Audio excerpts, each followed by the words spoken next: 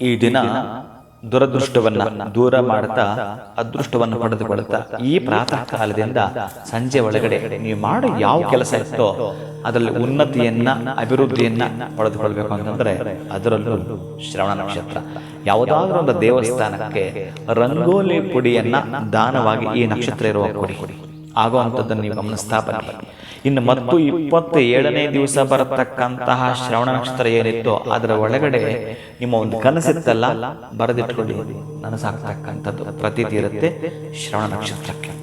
ಜೊತೆಗೆ ನೀವು ಗುರುವಾರ ಇರೋದ್ರಿಂದ ಈ ಗುರುವಿಗೆ ಸಂಬಂಧಪಟ್ಟಾಗಿರತಕ್ಕಂಥ ದತ್ತಾತ್ರೇಯ ಸ್ತೋತ್ರವನ್ನು ಓದ್ಕೊಳ್ಳುವಂಥದ್ದು, ಘೋರ ಕಷ್ಟೋದ್ಧಾರ ಸ್ತೋತ್ರ. ಗುರುಗಳೇ ಘೋರವಾಗಿರೋ ಕಷ್ಟಗಳನ್ನು ನಾನು ಅನುಭವಿಸ್ತಿದ್ದೇನೆ ಅಂತಂದ್ರೆ ಈ ಸ್ತೋತ್ರವನ್ನ ನೀವು ಕೇಳಿಕೊಳ್ಳುವಂಥದ್ದು ಮುಂದುವರೆದ ಭಾಗದಲ್ಲಿ ನೀವು ಹೇಳ್ಕೊಳ್ಳೋದು ಅತ್ಯಂತ ಅದ್ಭುತ. ಇವತ್ತು ನೋಡ್ತಾ ಇರೋಂಥ ಹೆಣ್ಣು ಮಕ್ಕಳು ಮನೆಯಲ್ಲಿ ಒಂದಷ್ಟು ಕಡಲೆಯನ್ನ ಇವತ್ತು ಬೆಳಗ್ಗೆ ನೆನೆಸಿಬಿಟ್ಟು ಸಾಯಂಕಾಲ ಬೆಲ್ಲದ ಜೊತೆಗೆ ನೈವೇದ್ಯ ಮಾಡತಕ್ಕಂಥದ್ದು, ಅಥವಾ ಅದನ್ನು ನೀವು ಮತ್ತೆ ಬೇಯಿಸಿ ಅದು ಹೇಗೆ ಮಾಡ್ತೀರ ಅಂತಂದ್ರೆ ಆ ಬೆಲ್ಲ ಆ ಬೇಯಿಸಿರ್ತಕ್ಕಂಥ ಕಡಲೆ ಬೆಳೆಗೆ ಹಾಕಿದ್ರೆ ಅದನ್ನೊಂದು ಪದಾರ್ಥ ಅಂತ ಕರೀತಾರೆ.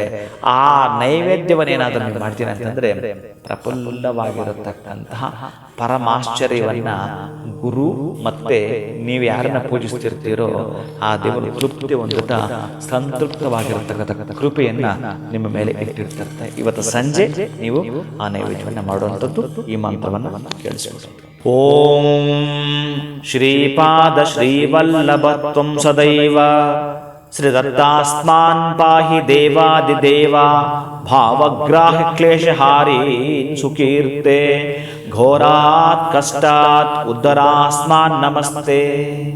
ತ್ವಂ ನೋ ಮಾತಾ ತ್ವಂ ಪಿತಾಪ್ತೋ ದೀಪಸ್ತ್ವಂ ತ್ರಾತಾ ಯೋಗಕ್ಷೇಮಕೃತದ್ಗುರುಸ್ತ್ವಂ ತ್ವಂ ಸರ್ವಸ್ವಂ ನೋ ಪ್ರಭೋ ವಿಶ್ವಮೂರ್ತೆ ಘೋರಾತ್ ಕಷ್ಟಾತ್ ಉದ್ಧರಾಸ್ಮಾನ್ ನಮಸ್ತೆ.